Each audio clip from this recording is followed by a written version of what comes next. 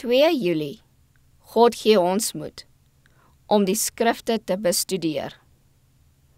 Want alles wat tevore geskrywe is tot ons lering tevore geskrywe, sodat ons deur lydsaamheid en bemoediging van die skrifte hoop kan hê. Romeine 15 vers 4. Die heilige boek het die aanvalle van Satan weerstaan, al het hy met bose mense saamgewerk om alles wat goddelik van aard is in wolke en duisternis te omhul. Maar die Here het hierdie heilige boek deur sy eie wonderkrag in sy teenwoordige vorm bewaar. 'n Kaart of gids vir die mensdom om hulle die weg na die hemel te wys.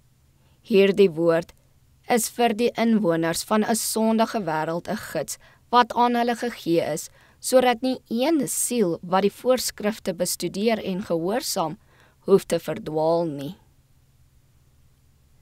Nog nooit tevore was dit so belangrik dat die volgelinge van Christus die Bybel moet bestudeer as nou nie.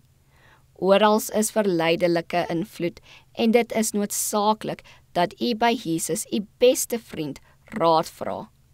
Dawid verklaar, ek het u woord in my hart gebere, dat ek teen u nie sal sondig nie. Sovele is al tot sonde verlei, omdat hulle nie deur biddende studie van die woord van God die sondigheid van sonde besef het en uitgevind het hoe hulle dit standvastig kan weerstaan nie.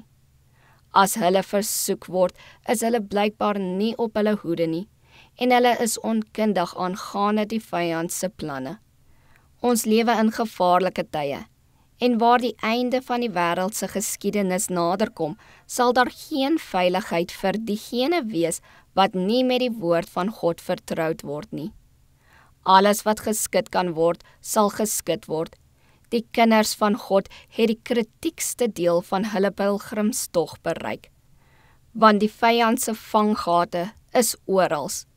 En tog, met die leiding van die Here, met wat duidelik in sy woord geopenbaar word, kan ons met sekerheid wandel en nie struikel nie.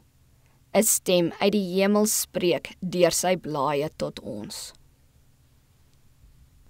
Gehoorsaamheid aan Gods woord is ons enigste veiligheid teen die ewels wat die wêreld se ondergang bewerk.